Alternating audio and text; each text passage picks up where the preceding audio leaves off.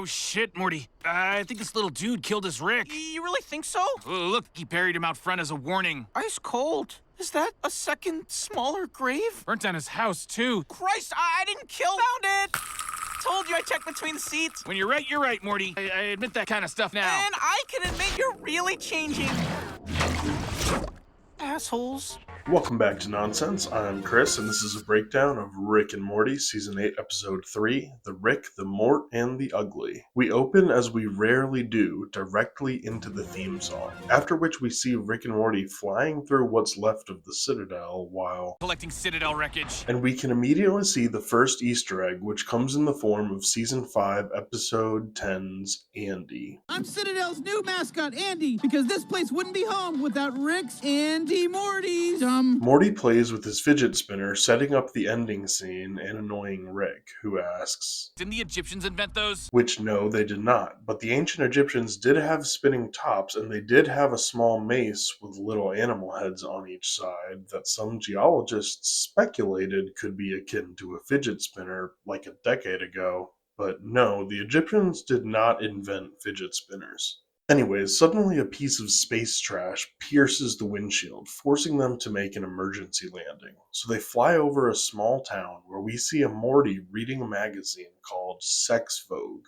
which is a really on-the-nose name. He's out front of a general store and arcade, literally called Arcade, and there's a Morty with a horned skull mask playing with a yo-yo. As our Rick and Morty fly overhead, Morty asks, Are they refugees? Clones. Biotrash. Since clones had no home dimension to go to, they just got stuck among the remains of the Citadel. They land on a crystal farm and start fixing the ship when a farmer Rick asks them what they're doing. Rick says he's just fixing their ship, which he then does before they get back in, and Morty asks, What's that guy's deal? Morty, I can't imagine anything worse than having to know. A classic gag the show does on most Citadel episodes, where Rick essentially says nobody wants a Citadel episode in some form or another at the beginning of a Citadel episode. But I personally enjoy the Citadel episodes, and they do tend to have above average ratings. But anyways, they take off and we follow Farmer Rick as he goes through his farmer day, which he starts by feeding his genetically diverse pigs. They include a two-headed pig, a human pig, a cyclops pig, a wolf pig, and a three-eyed pig, who we can see has some strange mucus coming from his eyes and mouth that the others don't have.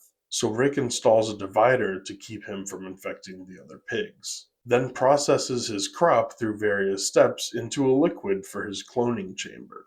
Finally, he heads to the arcade general store we saw earlier, and on the way we can literally see some of the remains of the Citadel, as well as a piece of a sign that just says Rick's. He gets to the town though and enters the arcade, and we can see some Mortys playing back here. This Morty is eating a cup of noodles, which does make me wonder what all these Mortys eat. Anyways, Farmer Rick gives shop owner Morty his shopping list, and Morty has one of his employees get the stuff together for him. They hear a commotion outside, and it turns out to be a roving gang of Ricks, so Morty sounds the Rick alarm right before getting taken by one himself. The Ricks pillage the whole town and kidnap most of the Mortys, and we see a cool Elvis Rick over here. They wind up shooting Farmer Rick on the spot though, and leaving him for dead before blowing up the arcade and leaving.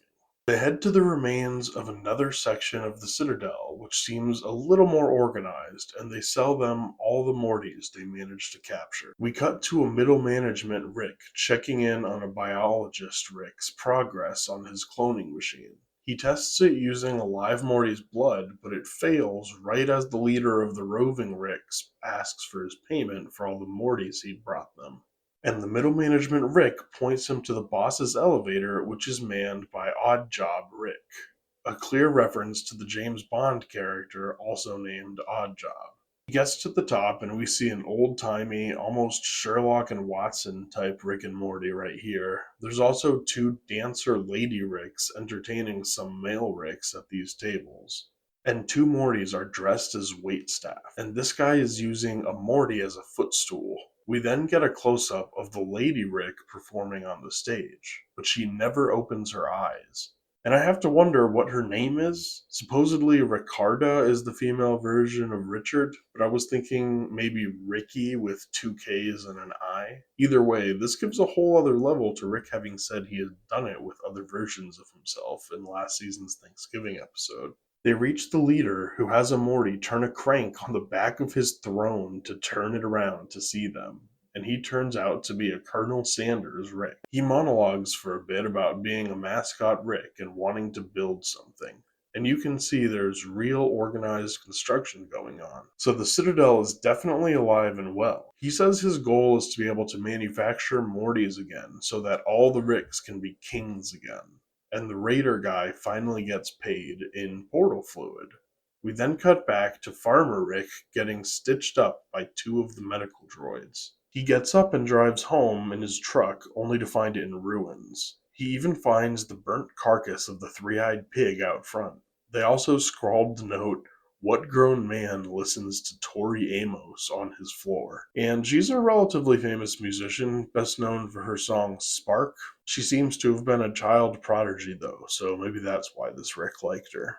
They also wrote the note, "Here's some more shit for your ass, soy boy," on his CD of her. So he opens a hidden compartment of guns and loads a wooden 6-shooter, kind of John Wick style, before looking at a pendant with a picture of the 2-headed pig as if he's in love with it. He tosses it in the hole along with the pig carcass and then works on his droids and his pickup before setting out, something that they do pay off later. He used a glass shard from one of the Raiders' beer bottles to figure out where the Raiders are, and then chucks the piece of glass into the back only to hit a Morty, discovering that 2 Mortys stowed away with him, the 2 who worked at the arcade. And I didn't mention this earlier, but this Doc Morty is a Deadwoods reference. Anyways, they say they just want to rescue their friends, and he says he's just going to kill the guys who stole from him. But he agrees to let them tag along, saying he's just not gonna protect them.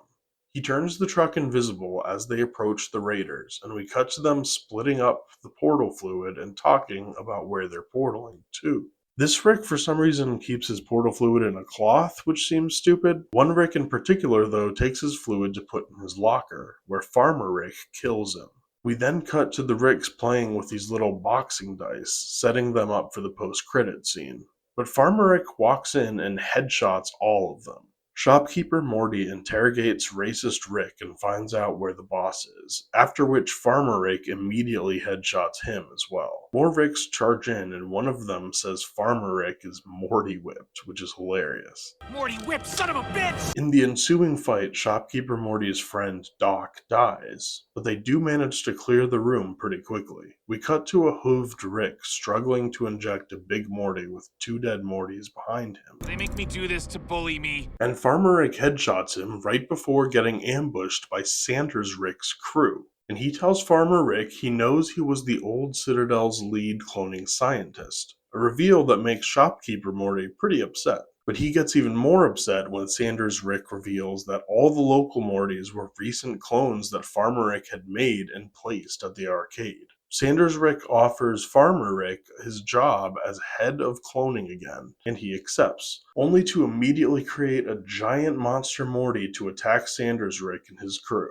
In the chaos, Shopkeeper Morty manages to free the other Mortys, while Farmer Rick keeps showing off his insane headshotting ability.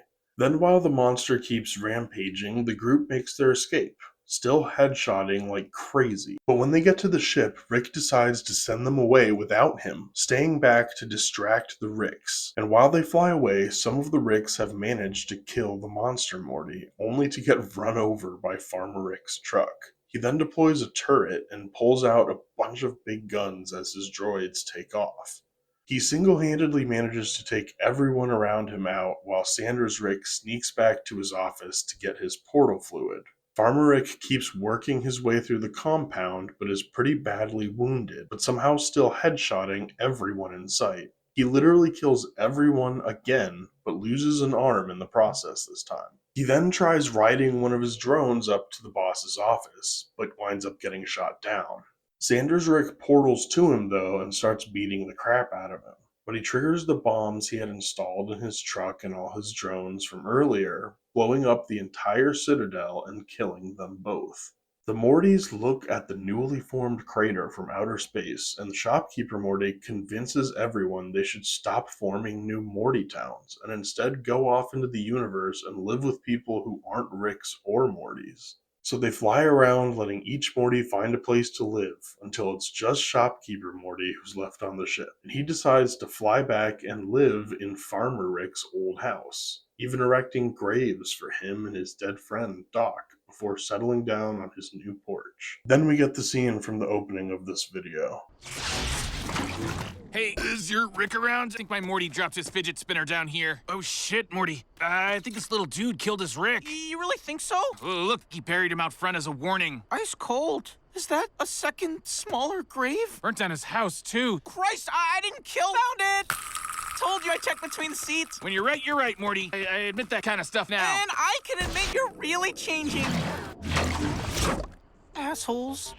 And honestly, this entire episode was the setup for this joke, and it's absolutely amazing. The joke obviously being how crazy the stark contrast is between socioeconomic classes in society. Like our Rick and Morty, considered like upper class Ricks and Mortys, obviously, are talking up Rick's big emotional changes that have come from therapy, and that's awesome, and we shouldn't downplay it. But to someone whose basic survival is constantly at risk, like this Morty, that type of growth seems meaningless. You know, it's like first world problems, basically. And it's topped off by the fact that they also just assume the absolute worst about him, even though he's a good guy, which makes it even funnier. It's like hearing a celebrity talk about how important mental health is and how much they love therapy, and you're dumb if you don't use therapy, while you work your third job and still can't afford basic health care, let alone rent. So therapy is basically out of the question for you. It's just a very self-aware joke coming from a writer's room full of people who are definitely in positions of privilege, so well done. As someone who was homeless at 12 years old with my whole family and still had to listen to my wealthy church friends complain about how their vacations were 2 days shorter that year,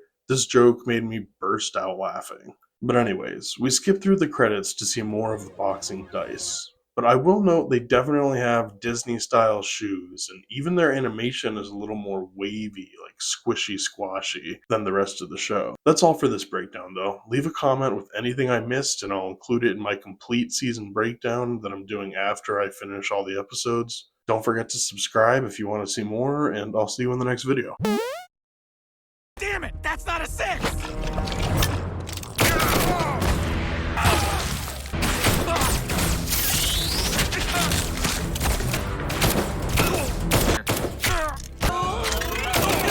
Morty! Just really good at making...